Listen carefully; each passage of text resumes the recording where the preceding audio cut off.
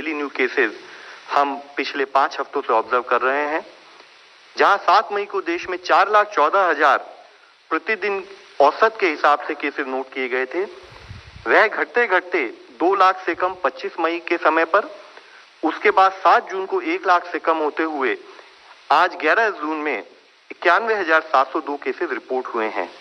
यानी कि अगर हम पीक से कंपैरिजन में ऑब्जर्व करें तो हम पाते हैं कि करीब 78% जो रिपोर्टेड पीक देश में ऑब्जर्व की गई है उससे केसेस में कमी आई है। और साथ में हम देखें कि पिछले 4 दिनों से देश में 1 लाख से कम केसेस प्रतिदिन के बेसिस पर रिपोर्ट हो रहे हैं। साथ ही हमारी 24 स्टेट ऐसी हैं जहां पर केसेस में जो नंबर डिक्रीज नोट किया गया तो वह घटते घटते अब 1,000 से भी कम केस प्रतिदिन औसत के रूप में हम लोग पा रहे हैं। यह एक क्लियर इंडिकेशन कि देश में ओवरऑल डिक्लाइन इन्फेक्शन में नोट किया जा रहा है। इसी श्रृंखला में अगर हम फर्दर एनालाइज करें तो पाते हैं कि जो ये एवरेज डेली न्यू केसेस का जो डिक्रीज है वह पिछले 5 हफ्तों से कंटिन्यूड बेसिस में देश में चल रहा है। हमने ओवरऑल 31% डिक्रीज पिछले हफ्ते ही देश में एवरेज डेली न्यू केसेस में नोट किया है।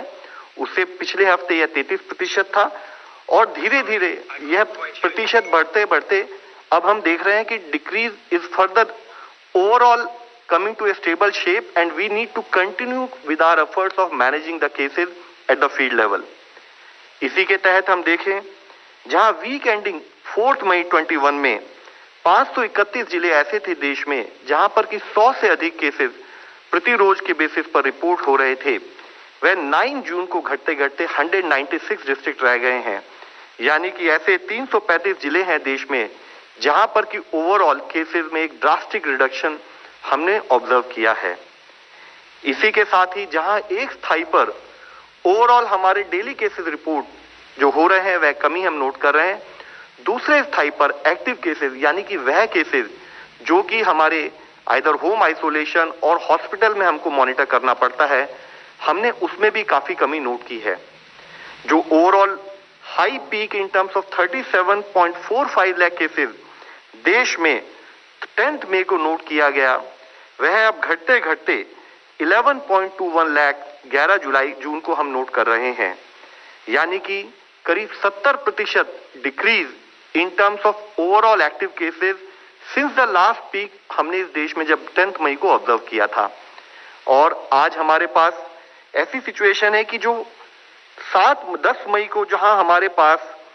17.13% केसेस एक्टिव केसेस की दृष्टि में आते थे,